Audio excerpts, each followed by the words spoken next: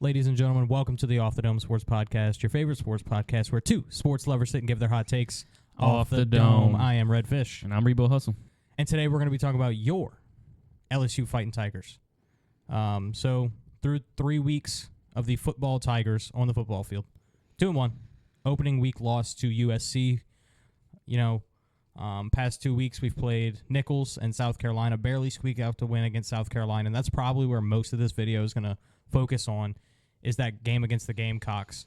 So just to cover the first 2 weeks first, I think although we lost, the best game I've seen out of the Tigers so far was week 1 against USC, because we knew that was going to be a very tough matchup against an opponent that, also had a very similar route to us coming into the season, lose a lot of pieces, have some question marks surrounding the roster, and had something to prove. And USC did just that by beating us in week 1. But I think it was the most well-rounded performance we had. The defense showed a lot of tenacity in that game, and I think it's the best game they've played so far because they allowed barely more points to a USC Lincoln Riley offense than they did to Nicholls the very next week in Tiger Stadium. Wasn't super impressed with that game. We win by 23 points, but winning by 23 points against a middle-of-the-pack FCS school does not say much to me, or at least as much as it does against the USC opponent who we almost took to overtime the week before at a neutral site game. And then I know ReBo Hustle wants to cover the South Carolina matchup. So, that's kind of where we're at right now. What did you see this past Saturday that either convinced you something good or something bad may be happening in Baton Rouge? Yeah, it kind of leaked out from the week before against Nicholls. We know that Coach ReBo brings in a good program every year, good guys that can beat high-level programs. They've done it in the past in 2018 and I believe 2016 as well. But Nicholls is always going to compete for that FCS championship, and we respect that. But still, going into halftime almost tied is still a little embarrassing, especially when you're the big dog in the state and LSU. But yeah, going back to Saturday was one of the sloppiest games I've seen out of LSU in a very long time. But sometimes you do have to win the sloppy game, and I do commend LSU for doing so. But then again, you kind of got bailed out because South Carolina had to bring in one of our least favorite Robbie Ashford, backup quarterbacks in the SEC. He used to be at Auburn, and he ran all over us last year at Auburn. And this year, he could not get the wheels rolling. And so once he came into the game, they pretty much struggled on offense other than 60-yard runs here or there, which sure, you miss a gap, and it's going to be open if you're committed to the run. But yeah, I was not happy. Neither of us were happy. We watched it together and kind of just disgusted that we won, but it would have been a whole lot worse if we lost. Yeah, after the game, I tweeted out and I said, as much as I love my team and every single day I'll fight for my team, a school I graduated from twice, I literally bleed purple and gold. We did not deserve that win. I feel like it was a lot more of SC shooting themselves in the foot and they lost the game more than it was LSU winning it. Now, like you said, we do have to give props to this team because it's really tough to be down 17-0 and find a way to win. You don't do that on accident. You had some hard-fought battles in that game to come back and win. However, SC has 14 points taken off the board on turnovers strictly off of penalties. They had a lot of costly penalties down the field late in the fourth quarter that allowed LSU to move the ball further. So it's not like it was LSU downright put them in the trenches and won the game, but also you still have to commend them on the back end for even putting themselves in a position to have the opportunity to win. Yeah, I mean, even looking back at USC week 1, we left points on the board in the first drive. And you left points on the board probably twice, maybe even 3 times in this game against South Carolina. And that's what ultimately shot you in the foot in the first half whenever, I can't even remember their starting quarterback's name, but whenever he was in the game, Lenorius Sellers, we had multiple chances to bring the game at least closer and kept shooting ourselves in the foot. I distinctly remember miming shooting myself in the foot the entire game. He was Plaxico Burressing all over the living room. And so that kind of leads into our discussion of the entire week was who is Garrett Nussmeier, and we kind of talked about that going into the game. Even before then, you had a strong argument that he could be a Zach Mettenberger type quarterback, a guy that can really manage an LSU offense, but not necessarily going to jump off the page. I talked more into Danny Etling just because he has some shocking, surprising moments, whereas he's not always there. But I kind of put my finger on it after this game, and Nussmeier is the equivalent of this team. Some plays you're like, oh my God, have a chance to make the playoff. We're one of the best teams in the country. And then the next play, you're holding your hands in your head in your hands and want to just cry and curl up in a ball. Yeah, I mean, if you look at the counting stats, for non-LSU fans, they'd be like, why are you complaining about your quarterback? He's 15th nationally in yards. He's tied for second in passing touchdowns. He's top 25 nationally in completion percentage. So counting stats, box scores, Garrett Nussmeier looks great. But if you're watching him conduct this team, it comes back a lot on him holding the ball, him being afraid to pull the trigger on a pass downfield, not being able to work the middle of the field. It's a lot of boots and actions rolling out to his right, trying to find somebody on the sideline, and if he doesn't find anybody, he either throws it away or forces it into coverage that doesn't need to be forced into. And that's what we're seeing a lot with Garrett Nussmeier. Now, of course, for those plays that he messes up on or those plays that don't look great, he has the 45-yard completions to Kyron Lacey. He has the huge downfield plays that remind you of 2019. But is it enough to really push this LSU team into contention? If you watch our content, you know that I am a Lions guy. I've been on the Lions for the past 3 years now just because of how fun they are.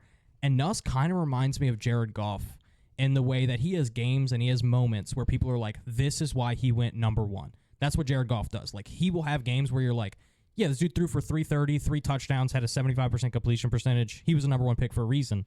But then he also has moments in games where we've seen this NFL season where it's like, yeah, there's a reason the Rams didn't want him anymore.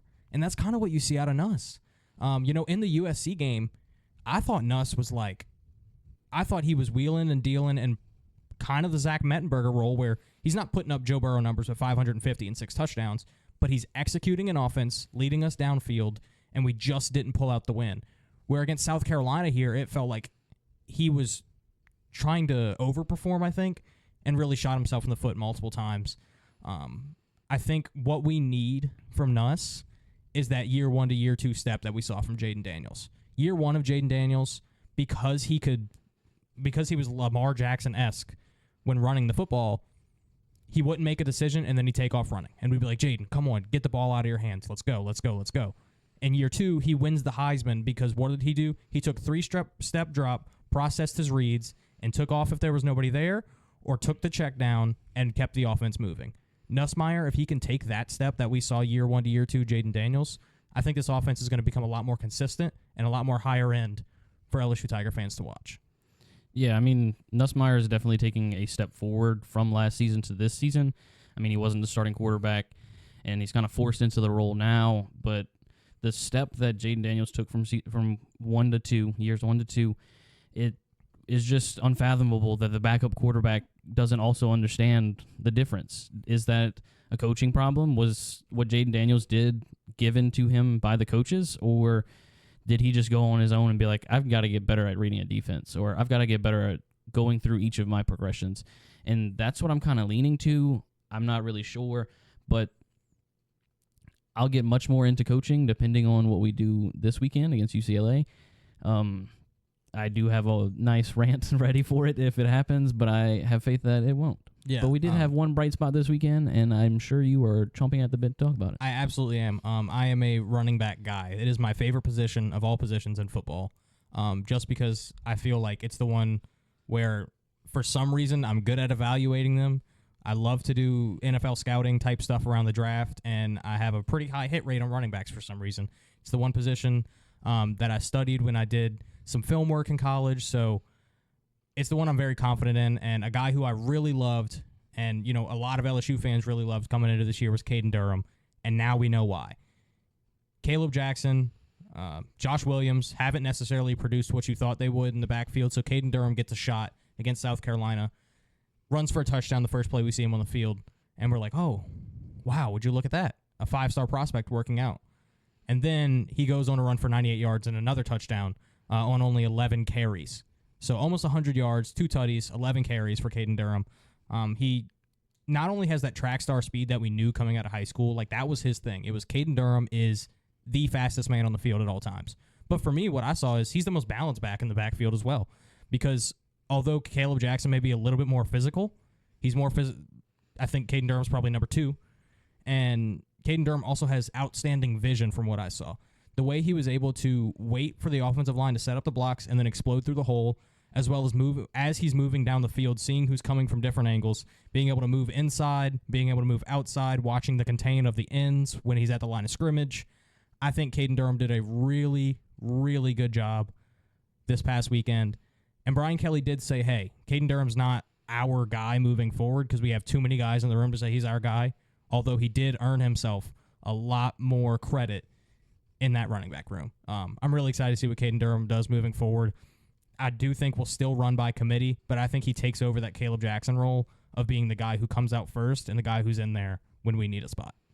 Yeah, I mean, I just randomly thought of this just now. He kind of reminds me of young Mark Ingram on the Saints. He's hitting the hole with viciousness and willing to run through arm tackles, which we have not seen out of the other 2 backs this season yet. And I really feel like that's what's going to lead Caden Durham to being our lead back, but we are going to be a committee. He's not the giant that Leonard Fournette was as a freshman, and you just don't see freshman running backs just be the line share guy. Yeah. I do find a lot of holes in what we've seen out of Joshua Williams so far this year. Maybe Caden Durham can brush up on his pass protection and take that role from him. Talked to my dad this morning about he was questioning the tackles being first-round picks. And I was like, well, if you look at all the pressures, it's kind of leaning on the running back because, especially against South Carolina, it was blitz after blitz. Mm-hmm. The entire line slid to the right, and our running back was getting stuck behind the center whenever he should be covering the left. Yeah. I mean, the pass protection scheme in general against South Carolina wasn't what it needed to be. You can blame it on Campbell and Emory Jones if you want. It was the first game that either of them allowed a sack all season. But give credit where credit is due. South Carolina's defensive line might be one of the best in the country. They had the number 2 sack producing duo at the edge rusher position coming into the game, and yes, they went up.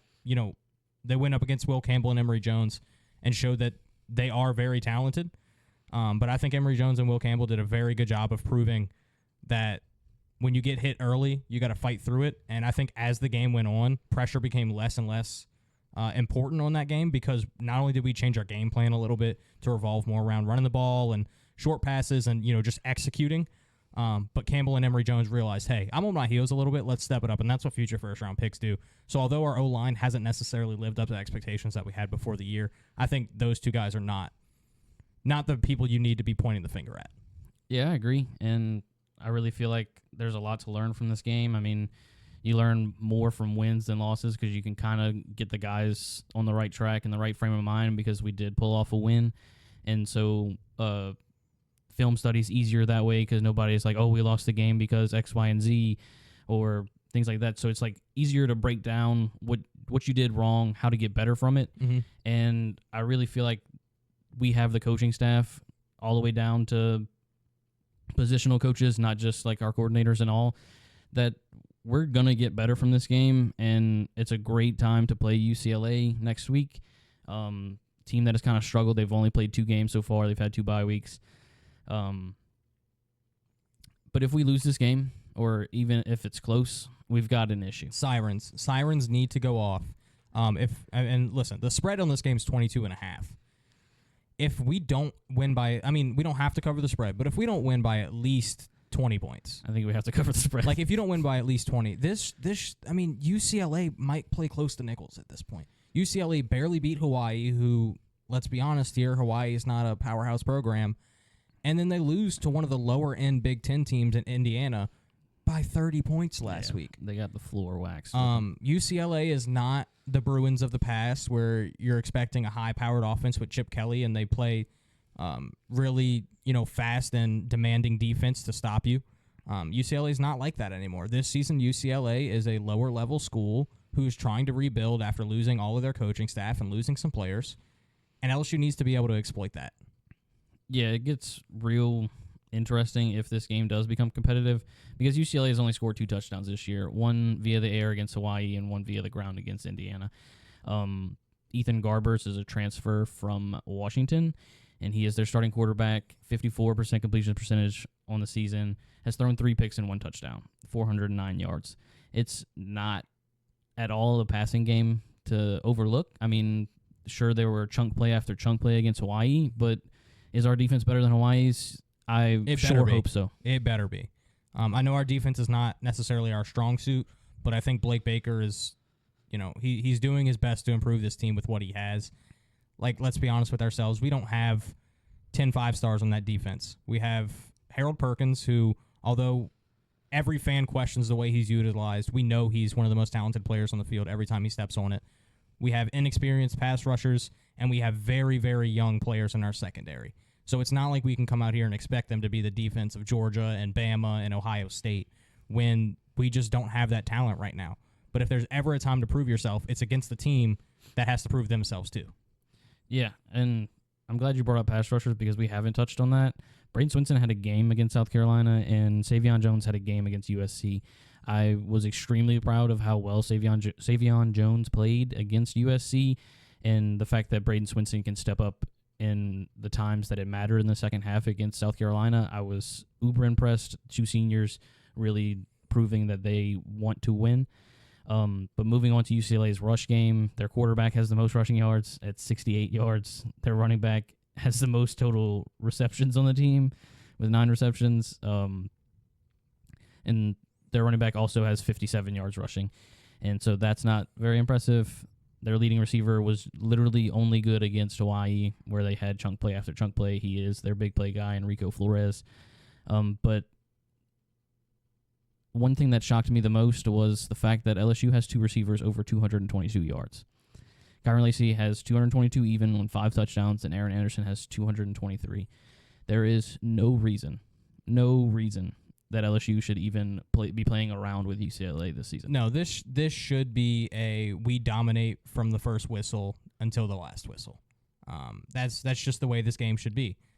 LSU fans should be looking for that. If you don't see that, I would be more worried if we beat UCLA by 10 than if we lost to South Carolina last week. We could come into this game 1-2, and if we only beat UCLA by 14, I'm more upset than if we had beaten South Carolina. Like, you have to win this game, and you have to win it in dominant fashion to prove that you belong in this SEC, because you bring in Texas and Oklahoma. In my opinion, Texas should be the favorite to win the national championship right now. Oklahoma has played some, not very strong competition, but they're looking good against the teams that they should look good against. They're doing what they should do, and I wouldn't say LSU's quite done what they should do yet. So there's a very strong conference we have going on right now in the SEC, and LSU has to prove themselves within it. And the best way to do that is beat the teams who deserve to be beaten. And UCLA is one of those teams this year. So, all in all, I think the keys to this game is do your job. I mean, I know that's what everybody says, but it's true in this game. Nussmeier needs to come out and he needs to prove that those 290 yards and 6 touchdowns against Nichols can be done against an FBS school as well.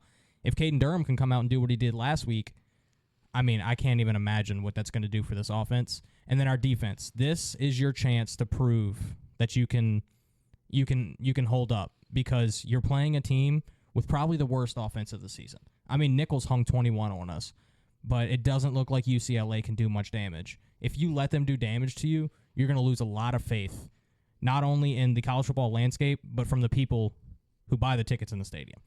So I think it's really important for us to come out here, cover that spread. Final score prediction, LSU 45, UCLA 13. Yeah, I was thinking no more than 14. They haven't hung any more than 16 on the season, and that was against a terrible Hawaii team. I mean, sorry, Lionel. He's upset that Hawaii lost. Well, college football 25 will do that to you. But my score prediction's probably in the same ballpark, maybe 42-12. Yeah, and it's very similar to that Indiana score we saw last week. Oh, yeah. Because I think that's what we should do. We should beat them down, and we should prove ourselves that we are a good football team, because we are. We have the talent, we have the coaches, we have the scheme to be a really good football team. It's just, can we put it all together and prove it to everybody else nationwide? Like, this should 100% be the first game that we get to see the twos, run an offense. Yeah, I will be upset if Nussmeier's still playing in the fourth quarter. Agreed. That's how I feel about this. Nussmeier should not be playing in the fourth quarter. Will Campbell and Emory Jones should be able to sit on the sideline. We shouldn't have to see Harold Perkins all game. Savion Jones, leader on the defense, he shouldn't have to play all game. Greg Penn and Josh Williams are 18s. Why do they play the second half? That's how we're feeling about this game. This has to be a statement game. Hey, guys, we know we've struggled so far, but we're back. This is LSU, where we prove that we belong here. And not only that, but we got recruits watching this game too. And, you know, if they are watching other schools like Miami, who's having a resurgence right now, Oregon, who, you know, finally bounced back and got where they needed to be against Oregon State, Georgia's still dominating. Bama looks better than people expected. Like, you've got to prove yourself with these schools for these guys to stay here. And I think it's really important for us to do that this week against UCLA, and I think we will. I am confident in our Tigers. If you like this content, make sure to like, comment, subscribe here on YouTube. Check out our previous videos where we've covered LSU, we've covered the Saints, as well as some fantasy football stuff. If you like that kind of stuff, we post it on here as well. We like to mix up the content and give you guys what you want. So if you like this content, make sure to comment down below. Let us know what you want to see next. We'll do LSU and Saints videos every week to keep you updated on our favorite teams, and we'll throw some extra stuff in there just for fun as well. Like I said, make sure to comment, like, subscribe here on YouTube. We love listening to people's comments. Follow us on X at @off_the_dome_pod to get a notification every single time we post, as well as some in-game action during LSU, Pelicans, and the Saints. Follow at Be in the Know, KNEAUX. The only way to spell it. I'm Redfish. And I'm ReBo Hustle. And we will see you next time.